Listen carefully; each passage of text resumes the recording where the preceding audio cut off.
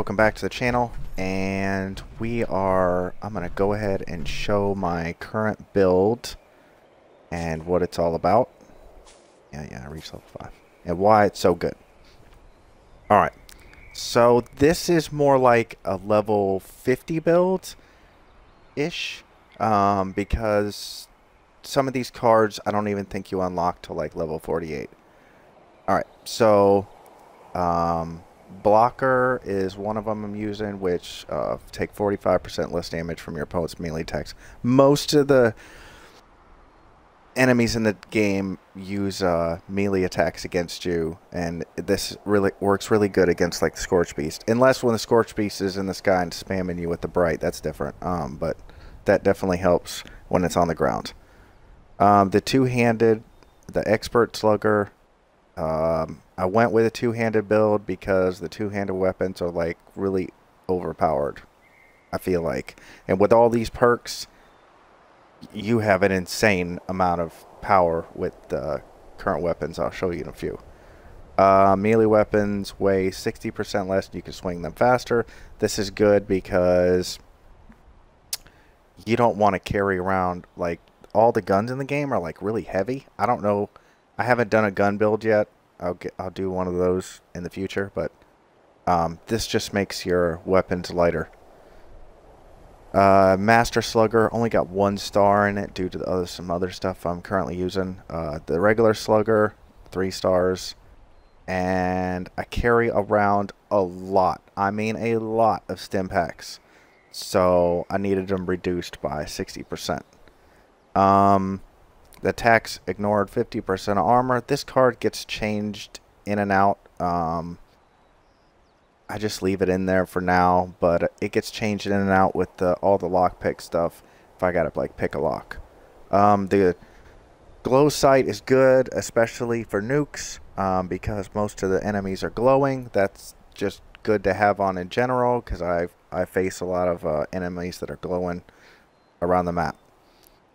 Green Thumb, I use it mainly because I craft a lot of stuff that gives bonus experience, and I just craft a lot of food. Gain 10 energy resistance. I didn't know what else to put in there, so I just threw that in there. I haven't noticed much of a difference yet. Alright, endurance.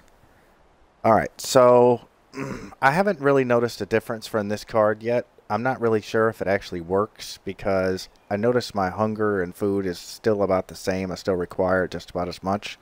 So, don't know. You could put something else in that slot. Good Doggy, that card is very beneficial. Dog food is great if you have that card. It actually heals a lot of your health. This card is good. It does work great. Basically, I can be in some high radiation with this card and my Excavator Power Armor, and I basically take hardly no radiation damage at all. I just put this card in. It's like one of those things where I needed another card in there, and it's pretty much the greater your rads, the greater your strength, max 5. I use this card, the Charisma. These cards get changed in and out. I play alone by myself a lot. But when I do play with other people, I switch it out with the Inspirational 3. And then I'll just throw something else in there like Tenderizer. I put the Inspirational 3 and normally the Tenderizer in there. Take all these other cards out. So this is whatever like you want to put in there basically. Intelligence, I went with 11 due to, alright, so there's a lot of cards here that get changed in and out depending on what I'm doing.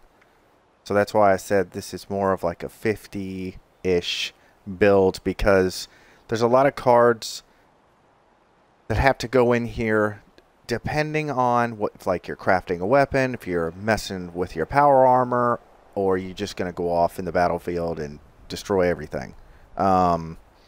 First aid, I use stim packs, restore 45% more lost health. I do that because when I go up against a Scorch Beast or something, I need that one stim pack to at least help heal me halfway if I'm fixing to die. Makeshift warrior melee weapons break 50% slower, and you can craft tier 5 melee weapons. Plants required. So this is great because my melee weapons, they never break, really. Well, there's another card coming up here soon that I'll tell you why they never break, but that helps them um, stay good longer, basically. So that's a great card. The power patch or your power armor breaks 60% more slowly and it's cheaper to repair. That card is awesome and it works amazing. Let's say I was going to do something with my power armor. Like I was going to fix it or repair it. I would put that card in and that card in. So I would take all those other cards out and just put those 3 cards in, and I would do something with my power armor because that repairs it 200% to the normal maximum condition. And then this one, and your crafted power armor has improved durability. So that's pretty awesome. And then let's say I was going to do something with a weapon, scrap it, craft it. I would use that card. And this card right here is awesome. You can repair your weapon to 200% normal maximum condition. So those are the, main cards if I was. And then this card, the Chemist, if you're going to craft stim packs, definitely put that card in because you can craft, double the quantity. And there is a way to get 4 times the amount, but that's coming up. I only have 1 point in agility. I do want to change this here soon when they do an update because I wish I could upgrade that card all the way. Or, put some other stuff in here like I need to upgrade that card. But I don't really craft ammo that much because I don't really use guns. So my build is based off melee weapons. I may find a gun on the ground and I may pick it up because I do have ammo for everything. But I don't normally carry one around. Okay, so these cards get switched in and out as well. Cap Collector, I just got that in for now. I notice it does make a difference. This card gets switched in and out. Depends what I'm going to be going up against. It's like, I know I'm going to be going up against like a Deathclaw that's really high level or a Scorch Beast or something. I have the bobblehead that has the melee damage. And I tend to throw this perk card in if I'm going to be going up against something really tough. That way it lasts twice as long. Good with Salt, that's a great card, especially if you carry around lots of food like I do myself. All the stuff, the bonus experience and all that. If you want it not to spoil, hardly never, really. It takes forever for it to spoil with that card right there, with only 2 stars in it. So it's good.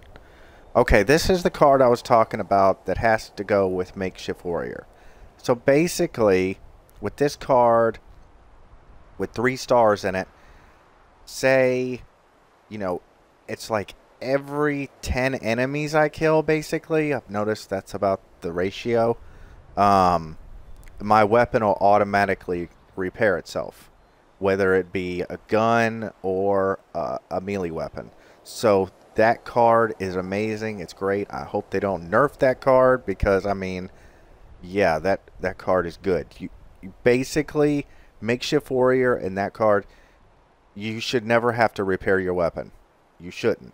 But, there might be an occurrence where one does break, but it doesn't happen to me very often. It's very seldom. Lucky Break, that card gets switched in and out. It doesn't say no power armor. I am not sure if that one actually if my power armor got hit really hard, if that actually repairs it or not. I'm not sure. I have not really found the answer for that. These cards get switched in and out. Say I go somewhere and I know there's a lot of medical things around. I'll put Pharma in. And that way I can get more stuff. And this is the other card I was talking about with the Chemist card. If you put this in, and it says there's a 30% chance you'll get double the results when you craft anything. So, yeah, I can get off of one go, I can get what was it, 4? I think it was 4 stim packs off of one make. So it was 4 or 6, something like that. It was a lot. So that card is really good when you make food or you make chems, healing, whatever. This card gets switched in and out if I'm farming for wood. I need it. Hold on.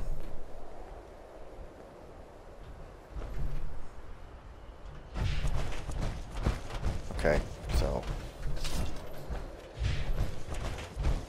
let me...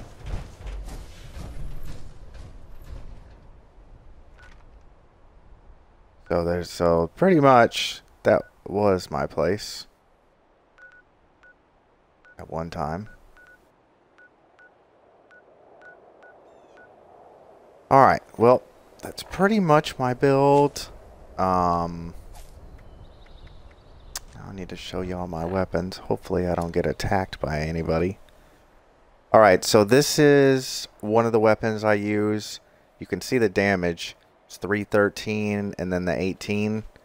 So this is another good weapon I'm using. Does double damage if the target is at full health. You see the damage at 282. I haven't actually used this yet, but it looks pretty decent, and I upgraded it. Alright, these are my two main weapons. Now, this weapon can just be crafted at the workbench with, well, not, you have to find the fire axe and then craft the mod on it with the makeshift warrior. I don't think the card has to be completely upgraded. I think it only has to be rank 4, but that damage is insane. The spear is also a two-handed weapon. I do use it. It hits faster than the fire axe, that's for sure. And this is my main weapon. These axes are very rare in the game. They're hard to come by. You don't get them very often. I can't tell you how many hours it took me to get this weapon. It's just like a random drop. Farming for legendaries pretty much. Yeah, this weapon's really good. I'm trying to get a 3-star one, but probably gonna take forever. I'd like to get a legendary Efix fire axe. That would be amazing. But okay, so I'm currently wearing the excavator power armor. It is upgraded to 45. I mean, it has a little bit of an effect on my build, mainly because of the carry weight. But I mean, if you see how many stim packs I'm carrying, that's why I need my carry weight up. I mean, I'm carrying a lot. So, I got 119 diluted, 24 stim packs. I always carry a ton on me.